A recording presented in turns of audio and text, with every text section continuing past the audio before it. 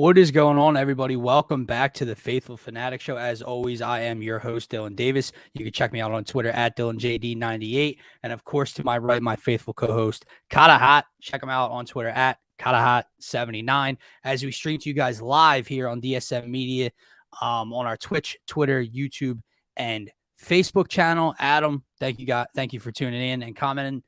Feel free to join the rest of the conversation throughout the show. And guys, if you want to get your comments posted and you want to join the conversation like Adam is here, head on over to our Facebook or YouTube channel because that's where you can get involved. Twitter's still having issues.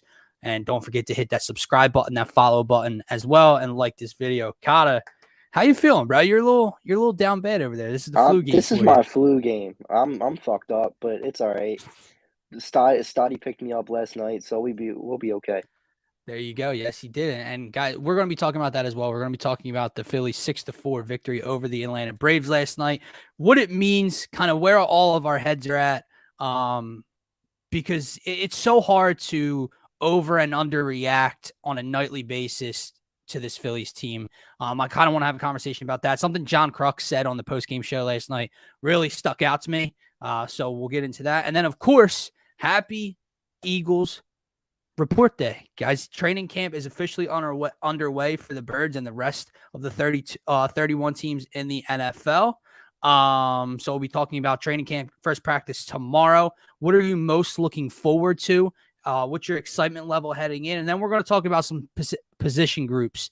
And I want to say necessarily battles because I don't think anyone's going to beat. I don't think there's really any competition between a starting job and a backup outside of maybe a safety spot, but just kind of the way the depth chart can play out, who can surprise you and stuff like that. Phil, what's going on, buddy? But Kata, first, let's get into the Phillies win last night. Your boy Bryson Stott with a career day for the young man.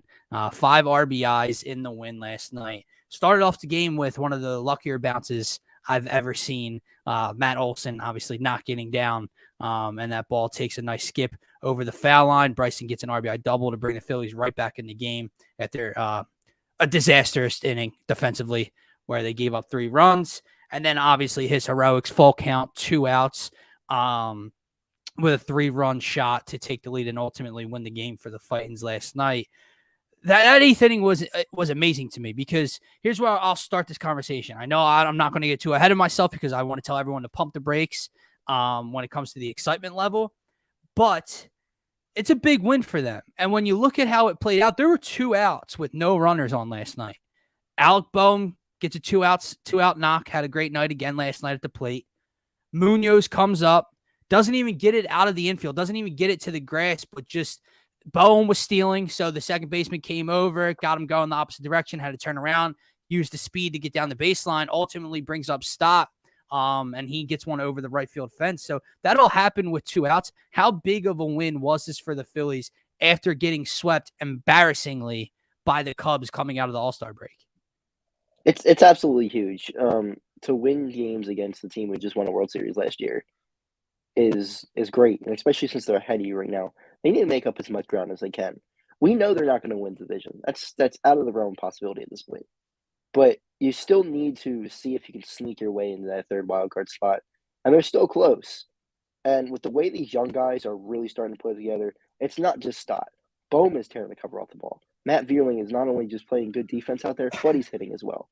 This is huge for this team. And if these young guys can really start to catch on, not only do you have something for this year, you got something for years in the future too. Well, I agree with you. It's huge for their confidence going forward, especially with the injuries, and we'll get into that with Bryce still out, and then Gene starting his rehab assignment tonight in AAA. So hopefully he can have a speedy recovery and possibly be back next game. I wish I could speak correctly today. But you're missing 2 of the biggest – you're missing the biggest piece in your lineup, and then you're missing your most consistent contact hitter in your lineup, your everyday second baseman. And then you were obviously missing Camargo and Didi for stretches of time. So you had Vierling playing all over the place. Stott, Munoz is playing a lot, right? So it's impressive to see the way not only the team but the young guys have been able to step up because this isn't a knock on him. Obviously, he was going to cool off, but Kyle Schwarber has come back down a little bit. He's 4 for his last Oh God, 20 52. something. Is that what it is? Yeah, It's it's terrible. gotten Yeah. it's gotten a little rough with Schwarber. He's back in the starting lineup back in the leadoff spot tonight in the lineup, but he got bumped down to second. They let Vierling lead off the last two games. Castellanos, I know he's gotten like 4 hits in the last 2 games, 3 hits in the last 2 Yeah. games. After the whole Jim Salisbury thing, and we get to that later if we want to have some fun with it, but. He hasn't really stepped up the way we were expecting him to in Bryce's absence. Reese has been fine, he's Almost hitting blew the like game last night. 251, right? Not playing the best in the field at first base.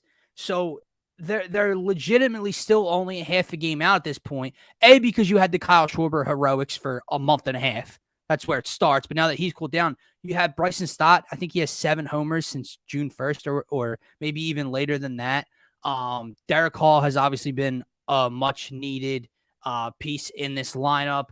You mentioned Matt Vierling. You mentioned Alec Boehm. So it is really impressive what the young guys have been able to do and kind of keep this team afloat. But I guess this is where I want to take the conversation because we're going to talk more on Phillies pregame show live in about an hour from now to talk about tonight's game. But, man, it's tough to overanalyze this baseball team on a nightly basis.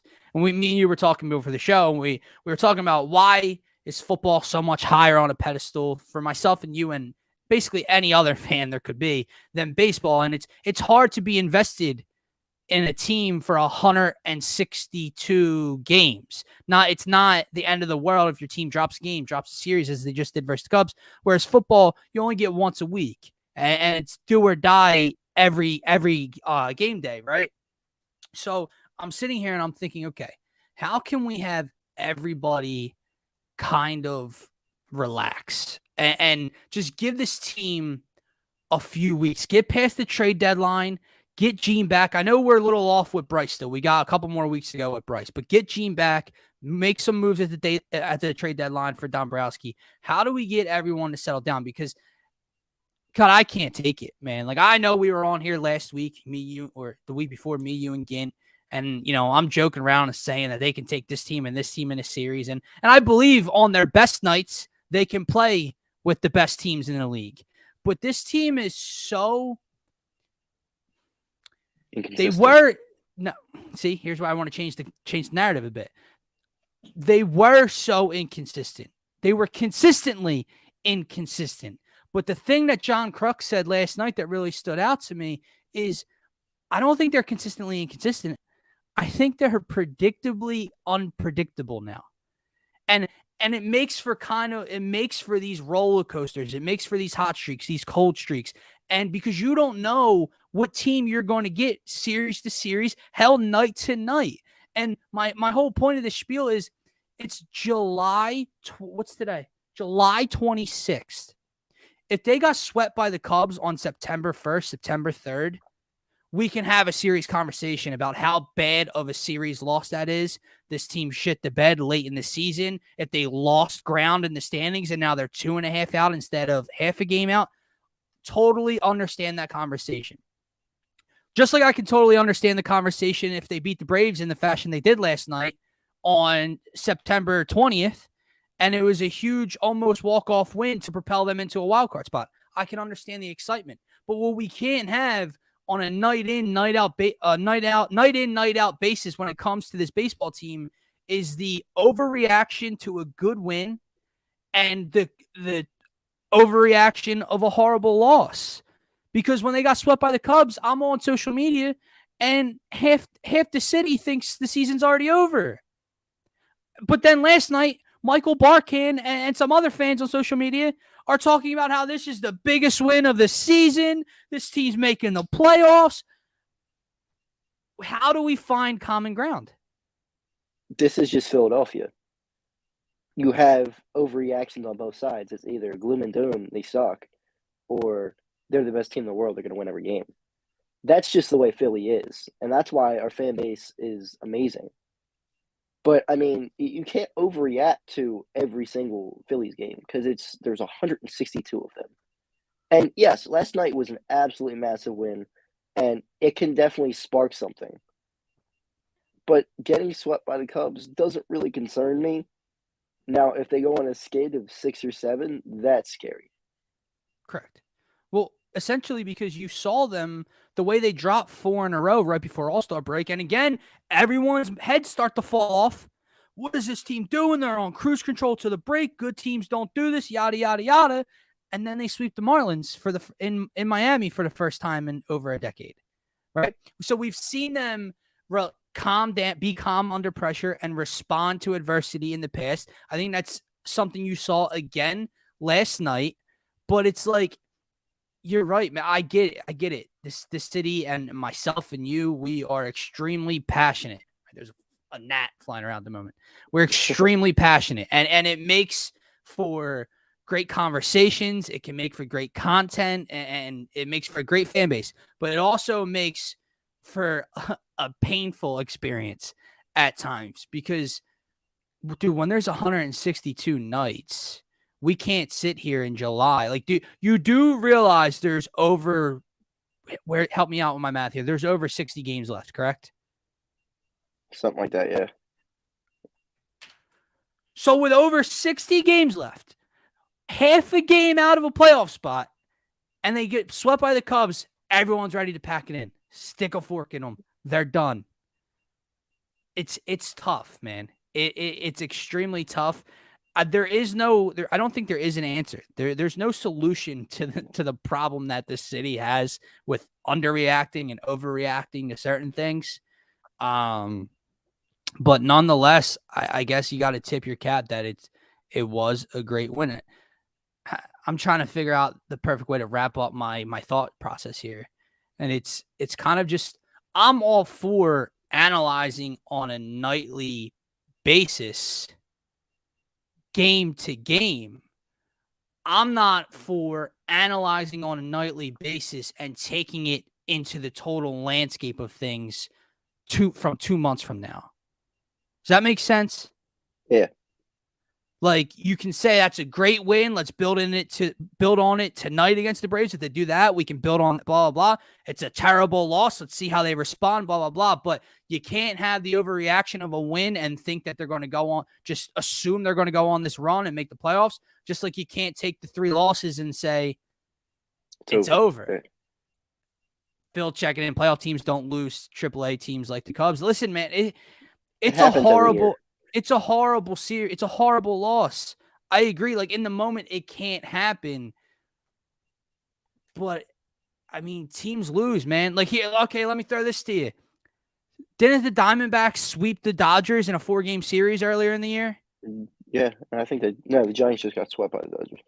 But, yeah. By the Diamondbacks. Yeah, but the Dodgers did earlier in the year. I'm talking like May or early June. It happens. And to me, there's no difference from May and July. There's a difference from May, July to late August, September, because that's crunch time. That's when series matter a little bit more. But teams lose series to bad teams all the time.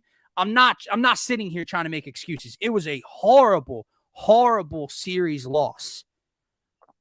It's not the end of the world. Right. But I mean, it's a horrible series loss. Yeah. So it cancels each other out. You just swept the Marlins and you got swept. It cancels out. It's 500. They need to be slightly above 500 to make the playoffs. But this is my point. What if they win tonight and they're on the docket for a sweep tomorrow against the Braves? They either get it done and they sweep the Braves, or they win the series versus the Braves. You're not going to remember the 3 losses against Chicago. Some people will. Phil seems like he does. But if they sweep the Braves, I don't care about the series loss to Chicago. They just sweep the Braves. And I was just talking to you about this before the show started. I think this might get clipped up and people are going to have a field day with it. I know people are so down on this team at the moment, or some people are so down on this team. I really think what they're doing at the moment is impressive. Aside from that 3-game skid against the Cubs, I'm not trying to make excuses. You take the total landscape of how this season started, how it's played out. You went through a manager. You have the interim in place. You've lost, like I said, your best hitter for contact, your everyday second baseman. You lost the reigning NL MVP who was on pace to repeat this season. You were missing 2 of your 5 starters for a portion of time, and now you're still missing one of them, and you have to make a move for him at the deadline. You've had your bullpen woes. You've had injuries in the bullpen. You were missing middle infielders all throughout. You've had center field issues all throughout the year, and they're a half a game out of a wild card in the end of July. They're 50-46. That's my point. When you overreact in the now and try to take it into the landscape, to the total landscape of things, what they've done so far to this point through 90, I can't add anything, 96 games is, to me, kind of, it's impressive. It's weird, man. I am and I'm not. Like, I really don't have a pulse on this team right now. I don't have a feeling on them. I'm not sitting here, Mr. Positivity, thinking that like they're about to go on this run and actually sweep the Braves and make the playoffs at this point. I just don't think that all the negativity is necessary at the moment. Let's get past the deadline. And yes, I'm all for Dombrowski having to get busy now. This gnat needs to get out of my face before it gets punched. Don't know where it came from. And then let's see. Let's get Gene back. He should be back in a week or so, maybe 10 days. That's huge. It's incredibly important for this team at the moment. Let's see if Jim Salisbury, almost squaring up with Nick Castellanos, struck something in the man. Like it or not, they're only singles. I'm pretty sure he's had back-to-back 2-hit nights. Could be wrong. The first night might have been 1 hit, and last night was 2 hits. But let's just see if you can get him going. He's dropped down the order. JT's hot right now, driving in a lot of runs. So we'll see. I guess that's, I think, oh, my bad. Didn't mean to click that. I think I've come to this might not be the right term at all, Phil, and kind of my USA moment. I don't know what the fuck that means. I'm like USA, like my calm, let's just sit back and relax. We can analyze night to night, but let's not overreact or to either side. Don't overreact to the good. Don't overreact to the bad. Let it pile up for a couple of games, a couple of series. Let's see how they look come the middle of August. I think that basically keep winning covers series. Just 100%. Keep winning series. If you keep 100%. winning series, play 500, 600 ball the whole rest of the year, you're going to sneak into the playoffs. And I really do think that but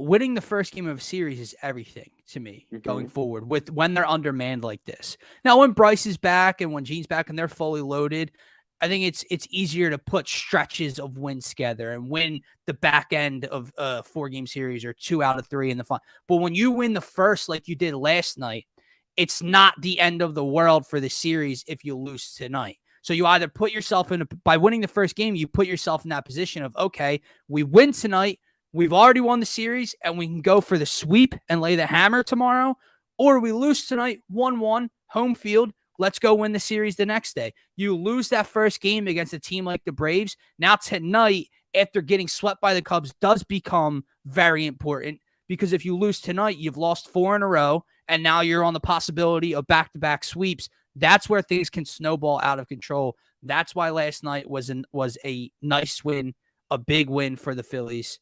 And we'll see if they can continue to take that momentum going forward. But let's get to maybe the best time of the year. Let's get into some football talk, dude, because like I said in the beginning of the show, all 32 teams have now fully reported today. The Eagles, obviously no practice yet. That starts tomorrow. But they did have to report to training camp at the Nova Care Center today. You read the list to me before we went live here. If not everybody reported, 90% of the team seems like they reported from the list you had read off to me. But I guess let's start here. What are you, and anyone that's watching, feel free to comment. What are you looking forward to the most heading into training camp? Is there a position? Is there a player? Is just the totality of your excitement? Where's your excitement or worry lie at this point? My excitement is definitely with the defense. I think this is the best defense we've seen since the Super Bowl. And if they play well, it may even be better than the Super Bowl team. Defensively, the offense is a different level. But I just think the young linebackers with speed is just going to be insane to watch. And you have a couple corners now who are really good. So to watch that defense, I know we're not going to see too much because it's preseason, and I think they're only going to play 3 games, and they're probably not going to even play or start most of the games. No, they're But going to play a yeah, quarter. yeah, but just to see him out there, just to see some of the young guys out there get some experience, so it'll be nice. And I'm also excited to see Kenny Gainwell. I think he's going to break out here. I think he is the breakout this preseason. A lot of Kenny G support I've seen on social media, and I'm here for it, dude. He obviously showed some promise last year, obviously being behind Miles Sanders, but we'll see how he performs this season. I agree with you. Let's start with the secondary, as you mentioned, because I'm extremely ecstatic about this defense as well. The addition of James Bradberry, I think, may turn out to be, I won't say the best because they made a lot of key additions this offseason, but it's probably a top 2 addition in my mind to put a legitimate corner across from Darius Slay. I know Steven Nelson was a nice addition last year. I was all for the signing, and he was fine. But I think James Bradberry is more of a difference maker. James Bradberry is not just going to be fine. James Bradberry, at this point of his career still, is the number 1 corner on other teams. He was a number 1 corner in New York. The scheme sucked. The team sucked. The parts around him sucked. He comes here with this defensive front, with Darius Slay across from him, the true number 1 of this defense. It opens up James Bradberry to do a lot more for the secondary, which is something I'm excited to see. But when we talk about camp, how does it affect both sides of the ball, this addition? Because, and then you obviously the A.J. Brown trade, you're going to have Darius Slay and James Bradberry versus A.J. Brown and Devontae Smith, however you want to slice the combinations and the matchups, day in and day out for the next month or so. It makes everybody involved better. Oh yeah, especially and what do Jalen they Hurts. like to say? 1% better every day. And yeah, I want to save him for last and get into him in a little bit. But you're right, it does make Jalen Hurts better because not only is the talent on his side of the ball better, he has to compete against Darius Slay and James Bradberry every day. Aggressive corners too, like the bait quarterbacks, which is something that he had a lot of problems with last year. So if he can learn his way around that, watch out. It just has a different feeling. Like I'm not a preseason football guy at all. Like I won't sit here and just turn on the TV and start watching preseason football. But for elite, the first game, I believe it's what, the 14th or the 13th for the Eagles against the Jets. It's like 12th, when you know you're going to see, the 12th. When you know you're going to see your first glimpse of this team, even if it's for 3 series, it still gets the blood pumping. It still gets you excited to see what this team has. So I agree. I think the defense in the secondary is something everyone's going to be looking out for in camp. But those battles, dude, like that, those reporters are going to get a show. You really are. And I know there's only one open practice. I'm sure the fans, and if we go, we're going to get a show. Because those matchups are going to be on a daily basis, and it's going to make everybody else better. Sticking with the wide receivers, though, let's have some fun with this conversation because I know you have a man. You're a fan of right now the number 3 guy in the Eagles wide receiver room, and I want to have this conversation. This isn't a battle. This isn't one guy is going to take a lot more playing time away from the opposing guy. But I just want to know, and I've seen the upside in Quez. I've seen the speed, the big playability. He's made a couple contested catches last year that really stuck out to me. But I want to know why everyone just thinks Quez Watkins is going to beat out Zach Pascal for wide receiver 3. I think just the speed in the middle of the field is just like I like Zach Pascal. I do. But I mean, you look at stats that Watkins had last year; they were very good. And if Hurts hits him on a couple of those deep balls, he's probably up close to 800 yards, and that's really good for your wide receiver 3. Yeah, Quez had 43 receptions, 647 yards, only 1 touchdown. That's a glaring problem to me. And listen, I'm only joking. I see the upside in Quez. I see the upside in Quez. I don't see all the over the top excitement, thinking that when people thought he could be Super Bowl. No, well, people thought he could be a wide receiver too on a good team. And like, I haven't seen any such thing as that. And Zach Pascal, obviously, I know is not anything more than a number 3 slot guy, if not a number 4 on this team. But so there's no comparison or taking away playing time there. But I think they will be kind of complementary to each other. And depending on where you're at in the field and what you want to do, because like I said, Quez only scored 1 touchdown last year, man. And yeah, Jalen missed him a couple times. Jalen missed a couple of things a couple times last year. Guys also dropped a couple of things last year that could have skewed stats one way or the other. But when you see the speed in Quez, the big playability, 43 catches for 647 yards isn't terrible. He averaged 15 yards per catch. That was 13th in the NFL. It's nothing to sneeze at, right? Zach Pascal, however, when you look at his career, I mean, last year he had 38 catches for 384 yards. Bleh. But before that, 44 for 629, averaging over 14 yards a catch with the skeleton of Phillip Rivers. The year before that, 41 for 607, averaging 14.8 with, I believe that was the Jacoby Brissett year in Indianapolis. And in his career, he's had 2 seasons with 5 touchdowns each. And then last year he had 3. Not that 3 is some astronomical number to 1, but the 2 years he had 5, he shows as a third or so option, he can find the end zone fairly, consistently.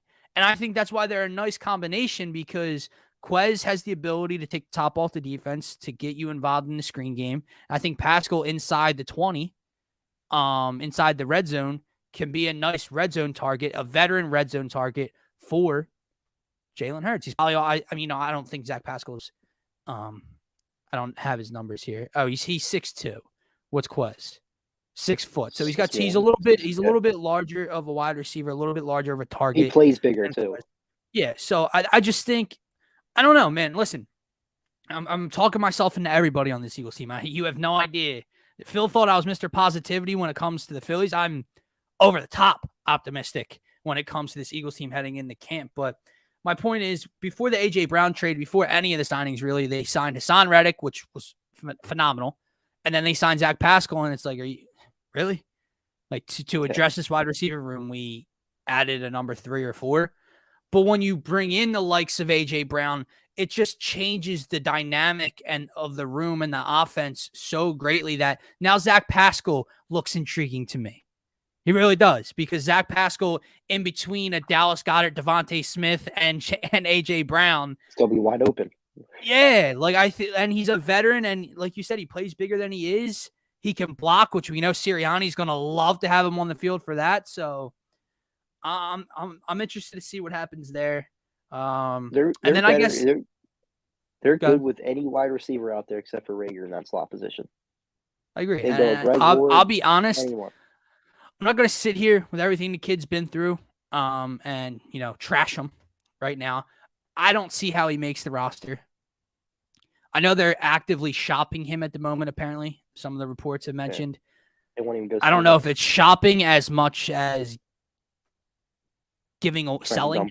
Yeah. Yeah, like no one's shopping him. We're selling him. We're trying to get rid of him. And even if they can't find another spot for him, I don't see it, dude. I'm pretty sure they save money if they get him off the books. Could be wrong there, not a cap guy, but I thought I saw something that they save at least a little bit with him off the books. And it just doesn't make sense when you look at this core. We already talked about 4 of the guys. He's not beating out any of those guys for playing time. And then, honestly, at number 5, it doesn't really matter. But would you rather have a guy like a veteran, like this Phil's favorite guy, I hope he's still watching, like a Greg Ward, a veteran receiver, more sure-handed, or Jalen Reagor? Guy who can actually return. Like that Devin Allen guy has crazy speed. Right. You can go another route. So I don't see a way in which this kid's on the opening day roster, but we'll see, man. The last part, before I get into the meat of the conversation here when it comes to the Eagles, the linebackers. I think this linebacking core is grossly underrated. Simply because you don't think of him as a linebacker, but Hassan Reddick is a linebacker. He's listed as a linebacker. He's going to be more of a stand-up edge rusher as a linebacker, not more so in coverage, but he's a linebacker. So that's already piece 1 to your room. You obviously, everyone, myself, you got Nakobe Dean, who was supposed to be a top 20 pick in this year's draft in the 3rd round. Could potentially be the steal of the draft, could step in day one and be the alpha dog leader of the defense. He was that much of a leader in Georgia. He's that smart on a football field. His football IQ is ridiculous. He not only knows where to be for himself, that he puts people in the spots they're in, the positions they're supposed to be in defensively, right pre-snap. He's so intelligent. He's so outspoken and such a leader that he can day one make an impact. Kazir White, former safety, now linebacker, is an underrated addition. Now, I know that linebacker room's kind of deep with a lot of younger talent, but I think Kazir White's your day one starter or gets on the field in that rotation because he's probably your best coverage linebacker, which is something they've had issues with in the past. And then you still have the likes of, Davion Taylor, TJ Edwards, Sean Bradley, all the young guys you've been grooming for the last couple of years. Who are the odd guys out? Because the room's too deep, dude. There's 7 of them right now. Yeah. Now, again, I know you're gonna a decent amount of them can just make a living off of playing special teams, but so it's going to be more of a loaded room than most positions on this team. But in terms of playing time for the linebacker room, who's out? I really like Davion Taylor, but I feel like there may be a chance that he is out just because of the injury problems. He gets hurt every year, and he really didn't play a ton in college or high school. I think there was some religious reason or something. But that he may not make the team because of that, even though he's probably insane on special teams, but he just hasn't been able to stick out there yet.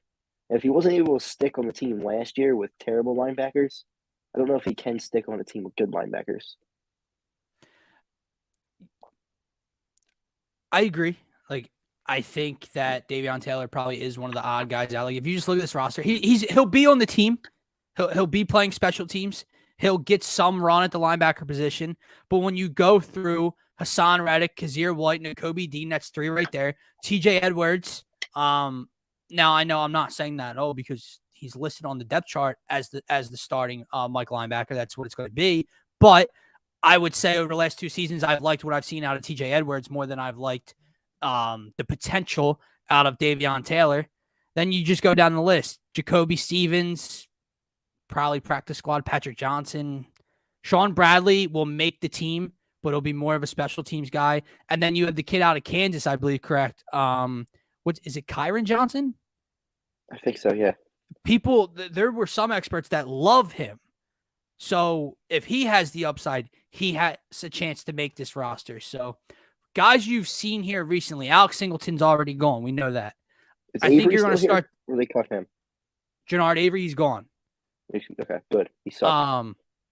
I think you're going to see just the changing of the guard here in terms of the linebacker room. And I'm here for it because I think you have more than a competent linebacking room with Kazir White, Nakobe Dean, and Hassan Reddick, and then whoever else you decide to plug in.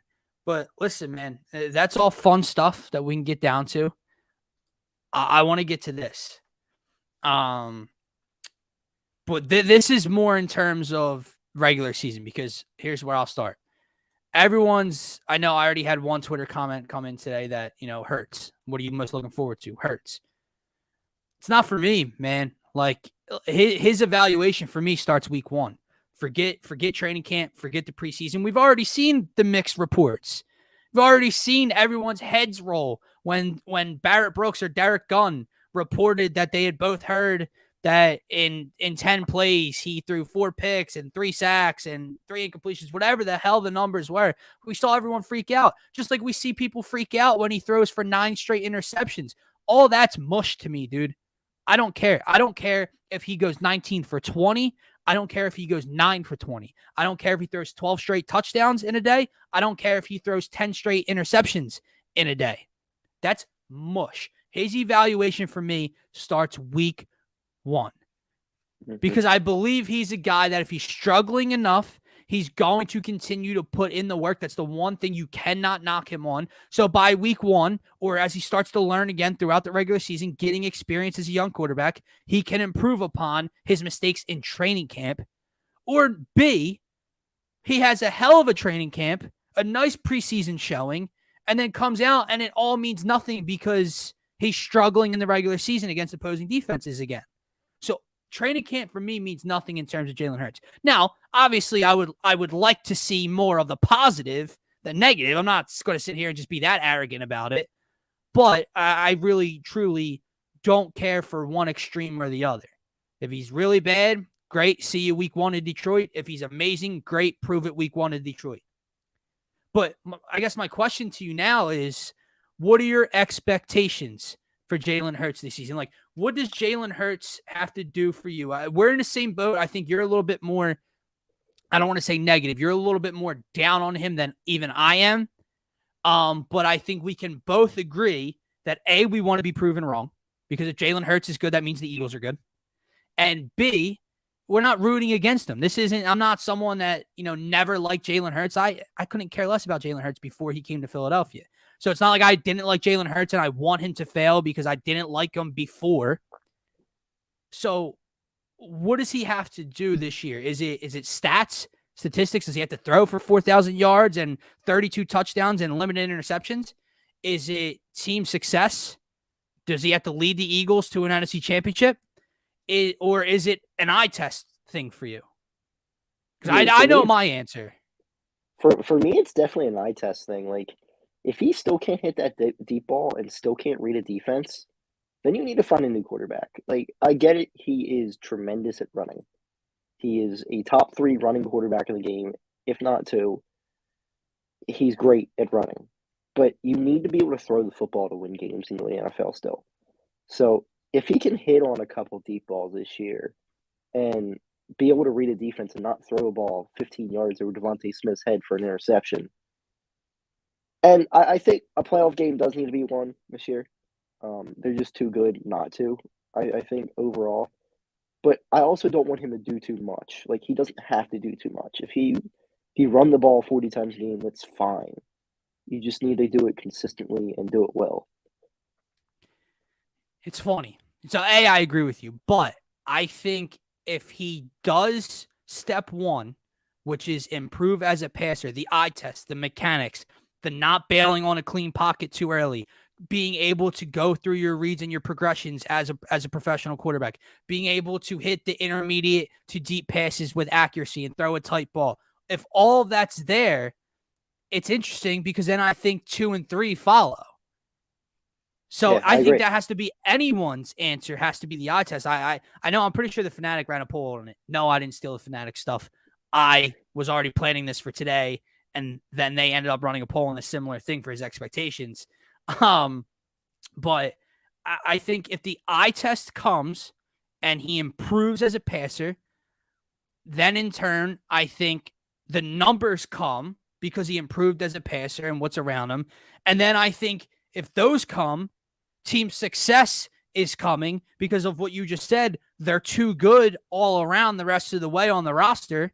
If he's performing well and putting up numbers for them, they're going to be winning games and they're going to be in the playoffs. So I think anyone's answer needs to be the eye test. Transversely, if he throws for 4,500 yards, who the hell am I to say it didn't look pretty? Like, you know what I mean? It didn't look good. He can't be. You throw for 4,500 yards and 32 touchdowns.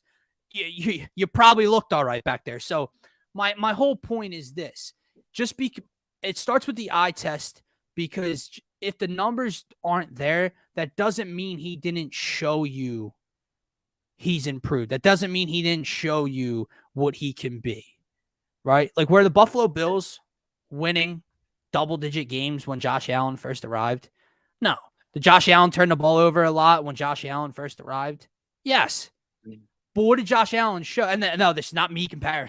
This is not me comparing them. My point is, they can show you without the numbers and results coming.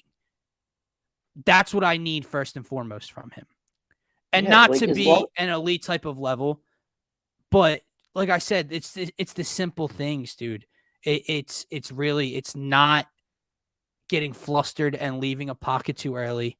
It's going through your reads. Like watching him just completely ignore and miss Quez Watkins streaking down the seam for an walk-in touchdown right before halftime and what was still a close game in a playoff game.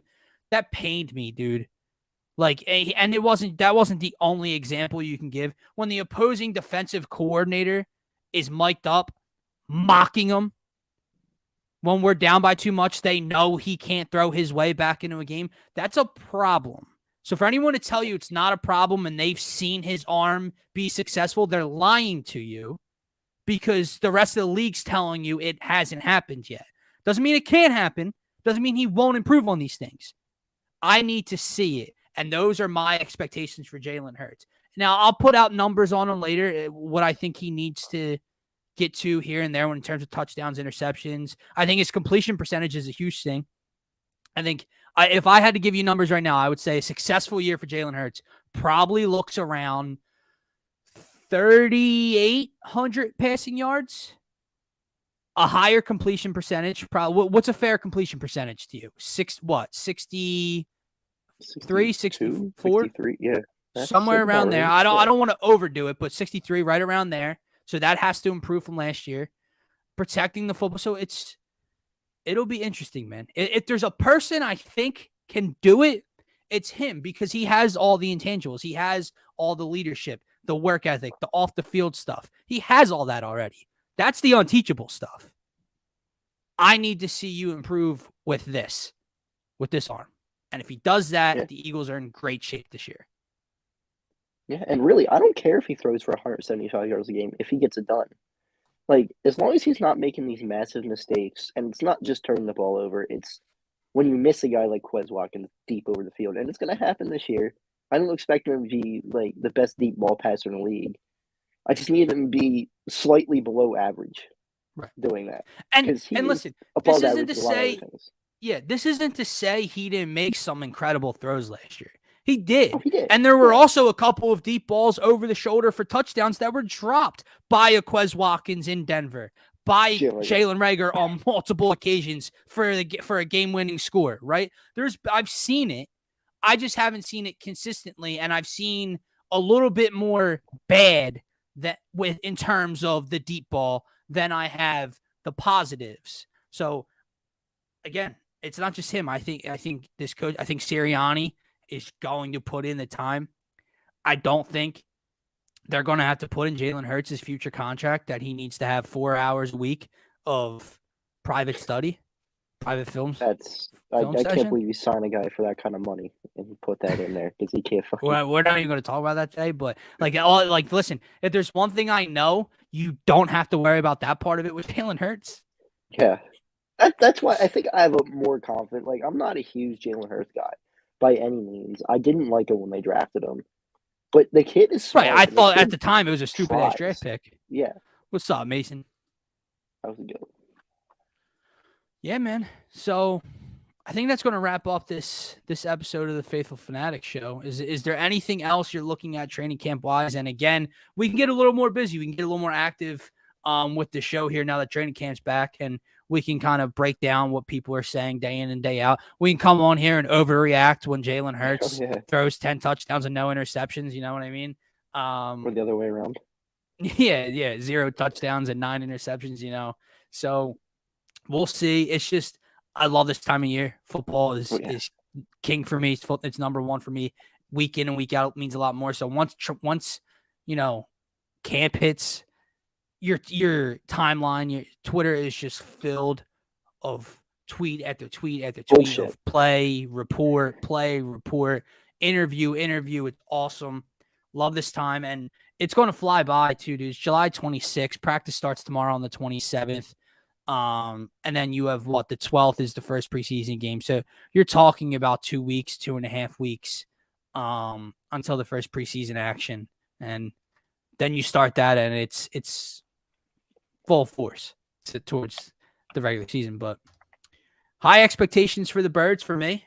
High expectations for Jalen Hurts. Let's wrap it up here. There's no excuses. He Oh has no. everything around him. He has the defense. He has the offensive line. He has the rushing attack. He has a number 1 and number 2 wide receiver. He has a top 5 or 6 tight end. Everything's there for him to be successful this year. He's just got to go out and ball and do it. And I hope that he does.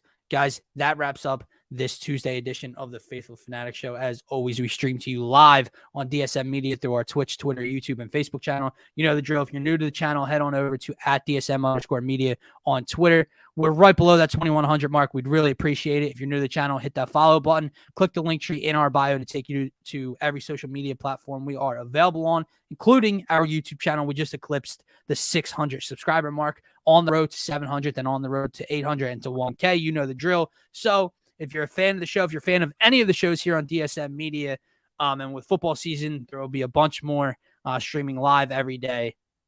Head on over to DSM Media on YouTube. For myself, for Kata, have a great night. And come hang out with us and George Ryder on the Phillies pregame show in about a half hour. See you guys there.